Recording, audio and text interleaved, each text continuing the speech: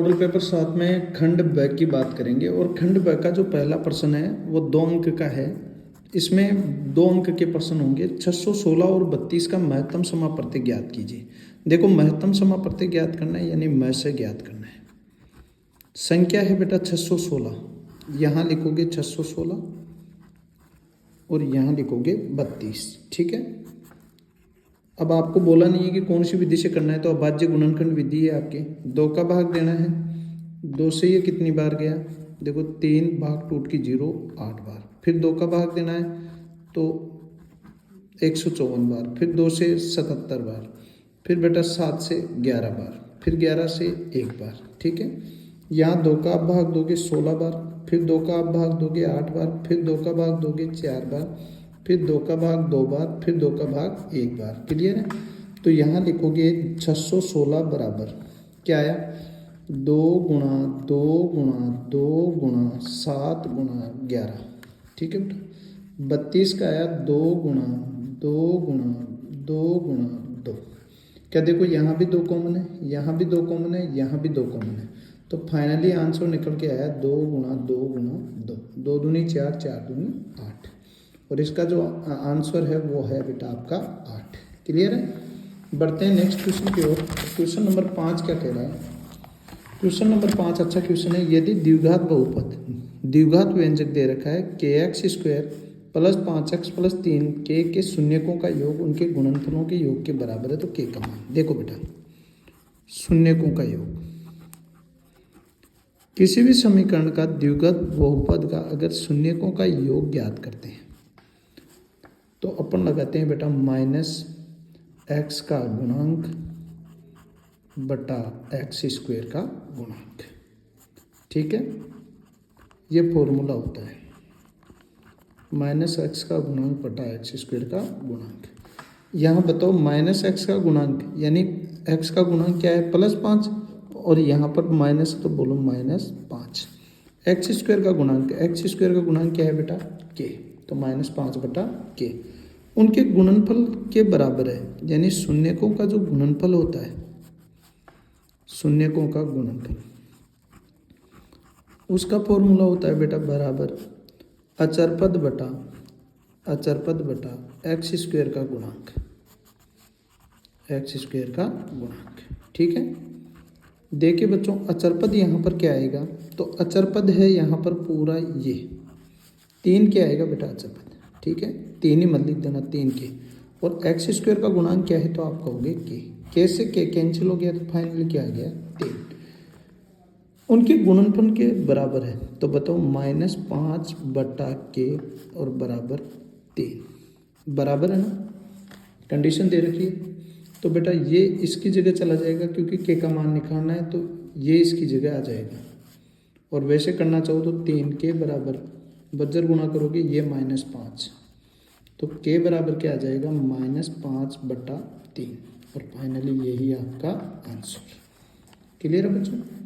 Next question देखिए। Next question number आपका 6 है कि समीकरण 2x - 3y बराबर 12 दे रखा है जबकि y बराबर -2 है। तो सबसे पहले 2x - 3y बराबर 12, यह समीकरण 1 है। समीकरण 1 में y बराबर -2 रखने पर यही है बेटा। तो 2x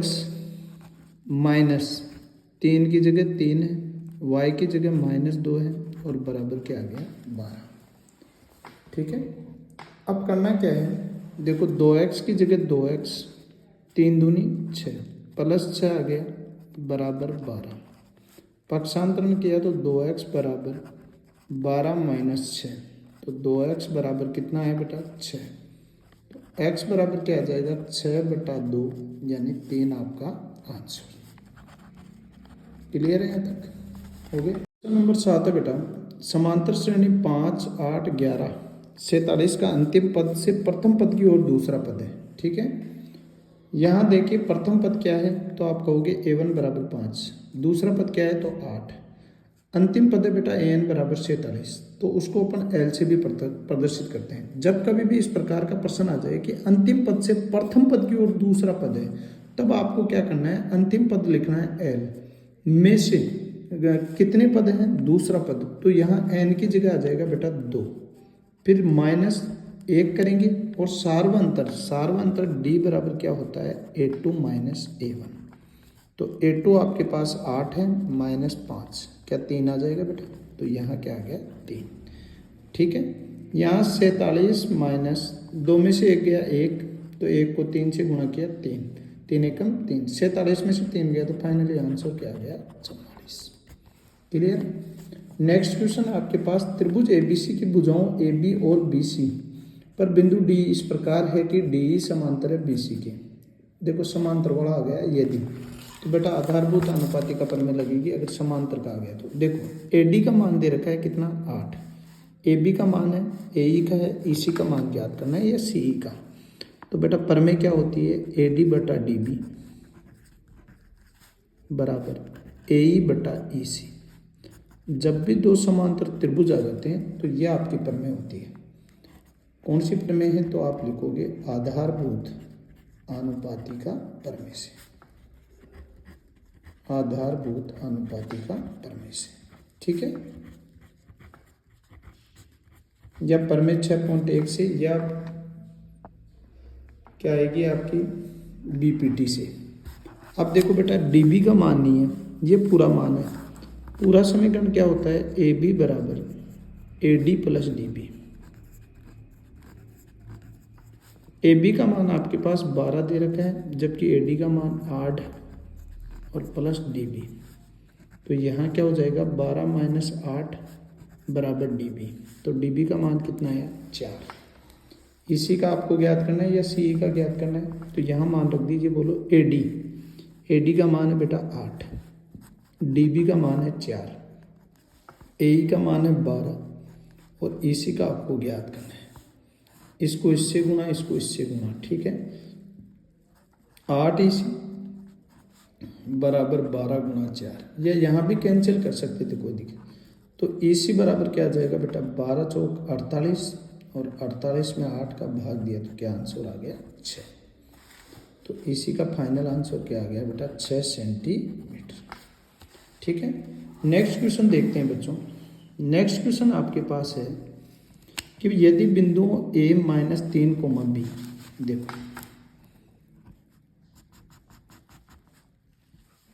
A है -3, और B है बेटा A, B+4 को मिलाने वाले रेखाखंड का मध्य बिंदु है, यानी P है -1, B ज्ञात कीजिए।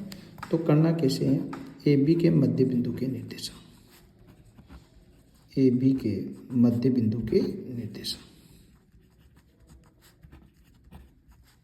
और AB के जो मध्य बिंदु के जो निर्देशांक है उसका फॉर्मूला होता है कि x बराबर x1 प्लस x2 बटा 2, y बराबर y1 प्लस y2 बटा 2, यही होता है।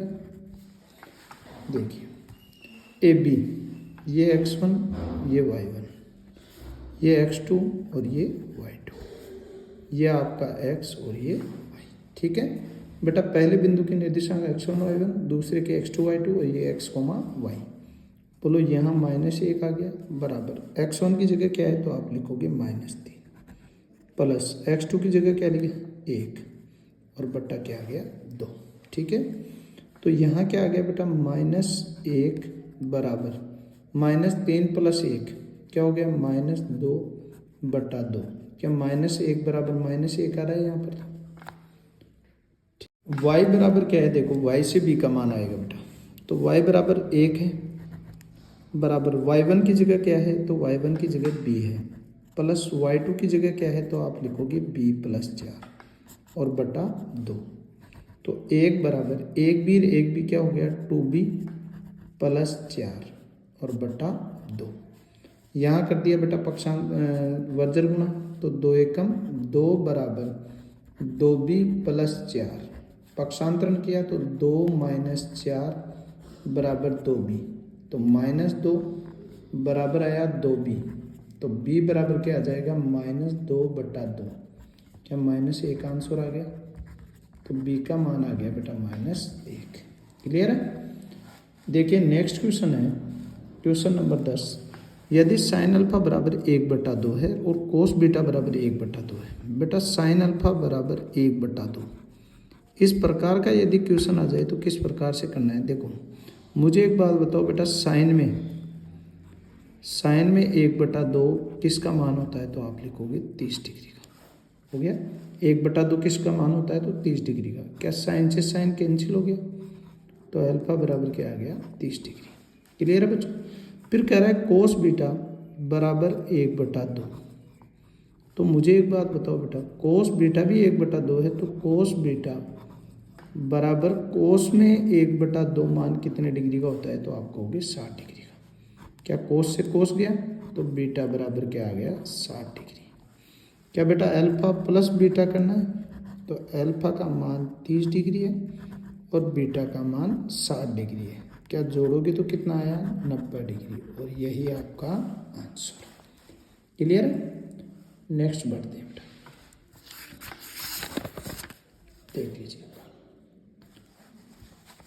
कोई क्वेश्चन समझ में नहीं आए बेटा तो उसको बार बार कीजिए, बार बार प्रैक्टिस कीजिए। प्रैक्टिस से आपको मैथमेटिक्स समझ में आएगी।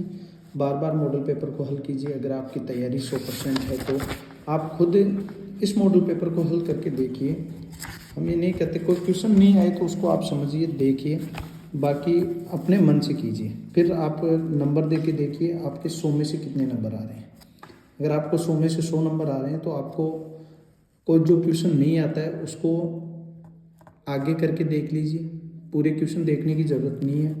देखिए जैसे क्वेश्चन नंबर 11 है, एक स्तंभ के आधार से 40 मीटर दूरी पर। देखो यह आपके पास बेटा क्या है, आपको एक स्तंभ के आधार से 40 मीटर दूर स्थित बिंदु पर स्तंभ के ऊपरी सिरे का उन्नयन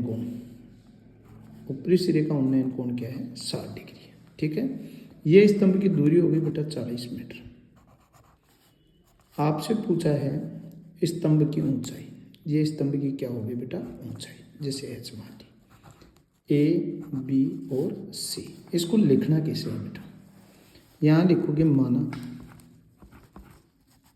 स्तंभ की ऊंचाई ए बी बराबर एच मीटर है, ए बी बराबर एच मीटर है। ठीक है, फिर बेटा बी सी क्या हो गया, तो आप कहोगे सर बी सी बराबर है 40 मीटर एम। ठीक है, फिर यहाँ पर बेटा कोण थीटा बराबर हो गया 60 डिग्री। त्रिभुज कौन सा है, तो आप कहोगे त्रिभुज ए बी सी से। क्या बेटा लाल बटा कक्का, ये रब कार्य करना है, ये लाल बटा कक्का। तो लंब आधार का संबंध है, और लंब आधार का जो संबंध होता है वो बताओ tan थीटा में ही होता है, ये sin थीटा में होता है और ये cos थीटा में होता है। तो tan थीटा बराबर लंब बटा आधार। लंब कितना है ए बी, आधार कितना है बी सी। ठीक है, तो बताइए tan 60 डिग्री बराबर ए बी का मान h आपने मान लिया ना, और बी सी का मान 40। तो ये √3 बराबर h बटा 40 बटा 1। इसको इससे गुणा किया तो h बराबर क्या आ गया 40 √3 मीटर, और यही आपका आंसर। क्लियर है। नेक्स्ट क्वेश्चन आता है बेटा, यदि R से O केंद्र वाले, देखिए क्वेश्चन नंबर 12, यहाँ यदि बिंदु R से O केंद्र वाले किसी वृत्त पर, ये कोई बेटा O केंद्र वाला कोई वृत्त है। ठीक है, ये कह रहा है किसी वृत्त पर RA एवं RB स्पर्श रेखा है। ये लो भाई, ये स्पर्श रेखा होगी RA और RB। ठीक है, यहाँ कह रहा है परस्पर थीटा के कोण पर झुकी है। किस कोण पर झुकी है, थीटा के कोण पर। तो थीटा के कोण पर ये झुकी है। ठीक है, अच्छा ए ओ बी का मान है बेटा 40 डिग्री। क्या है 40 डिग्री है, तो कोण थीटा का मान ज्ञात कीजिए, यानी इस थीटा का मान ज्ञात कीजिए। आपको पता है बेटा स्पर्श रेखा बन रही है एक वृत्त के अंदर, तो और एक कोण दे रखा है, दूसरा कोण ज्ञात करना है। तो आप इसको 180 डिग्री वाले नियम से भी कर सकते हो और 360 डिग्री के नियम से भी कर सकते हो। अत्यंत ये देखो 2 नंबर का है तो थोड़ा 2 नंबर जैसा लगना भी चाहिए। तो सबसे पहले मुझे एक बात बताओ, कोण ओ ए पी बराबर कितना हो गया? तो आप कहोगे 90 डिग्री। स्पर्श रेखा पर बना कोण, ठीक है, स्पर्श रेखा पर बना कोण हो गया यहाँ तक। फिर बताओ कोण ओ बी पी, ये भी कितना है बेटा? 90 डिग्री, क्योंकि ये भी स्पर्श रेखा पर बना कोण। अच्छा, दिया हुआ क्या है? तो आप कहोगे कोण ए ओ बी बराबर 40 डिग्री। ज्ञात क्या करना है? तो बेटा ज्ञात करना है आर ए बी या ए आर बी। देखो कोण ए आर बी, ये थीटा मान लिया। मुझे एक बात बताओ, चारों कोणों का योग यानी चतुर्भुज के चारों कोणों का योग कितना होता है? 360। आप लिख देना, मैं थोड़ा डायरेक्ट कर दिया। ये होगा बराबर 360 डिग्री। मुझे एक बात बताओ, 90 और 90 कितना हो गए? 180। 180 और 40 कितना हो गया? 220। तो 220 डिग्री प्लस थीटा बराबर 360 डिग्री। तो थीटा बराबर आ जाएगा 360 डिग्री माइनस 220 डिग्री, आ गया बेटा 140 डिग्री। और यही आपका आंसर। क्लियर है? नेक्स्ट क्वेश्चन है क्वेश्चन नंबर 13। वर्त के चाप द्वारा वर्त के केंद्र पर अंतरित कोण है 45 डिग्री। अंतरित कोण कितना है? 45 डिग्री। चाप की लंबाई दे रखी है बेटा 5 पाई सेमी हो तो चाप द्वारा बने लघु त्रिज्यखंड का क्षेत्रफल। देखो चाप की लंबाई दे रखी है। अच्छा ये बताओ, चूंकि चाप की जो लंबाई है वो आपके हिसाब से क्या होती है? तो आप कहोगे कि सर पाई आर थीटा बटा 180 डिग्री। इसने कितनी दे दी बेटा? 5 पाई बराबर पाई की जगह पाई। क्या आर ज्ञात करना है? आर गुणा थीटा की जगह 45 बटा 180 डिग्री। देखो आप इसको डायरेक्ट भी काट सकते हो। पाई से क्या कैंसिल हो गया? पाई बेटा 5 से ये एक बार और ये 9 बार, ये 9 से कितना आया? 20 आ गया। ठीक है, तो यहाँ क्या बचा? 1 बराबर आर बटा 20। तो मुझे एक बात बताओ, आर बराबर क्या आ गया? 20 सेंटीमीटर। क्या त्रिज्या आ गई आपके पास? अब त्रिज्या आ गई, कोण है तो आप थीटा क्या कर सकते हो बेटा? अच्छा त्रिज्या आ गई और आपके पास क्या है मुझे बताओ? लंबाई दे रखी है ना, तो आप त्रिज्यखंड का क्षेत्रफल ये भी तो लगा सकते हो कि त्रिज्यखंड का क्षेत्रफल, त्रिज्यखंड का क्षेत्रफल। जब बेटा चाप की लंबाई और त्रिज्या दे दे तो आप डायरेक्ट भी लगा सकते हो। त्रिज्यखंड का क्षेत्रफल बराबर 1/2 गुणा लंबाई गुणा त्रिज्या। 1/2 गुणा कितना है? 5 पाई और गुणा 20। 2 से ये गया 10 बार, 10 को आप 5 से गुणा करोगे तो आएगा 50 पाई वर्ग सेंटीमीटर। या तो ये आंसर दे दो बेटा, और ये ना देना चाहो तो 50 गुणा पाई का मान होता है 3.14। ये रख दो, मल्टीपल करोगे तो ये आएगा लगभग 157 वर्ग सेंटीमीटर। हो गया यहाँ तक? ये था बेटा आपका खंड पे। अब खंड से की बात करेंगे नेक्स्ट क्लास में, ठीक है।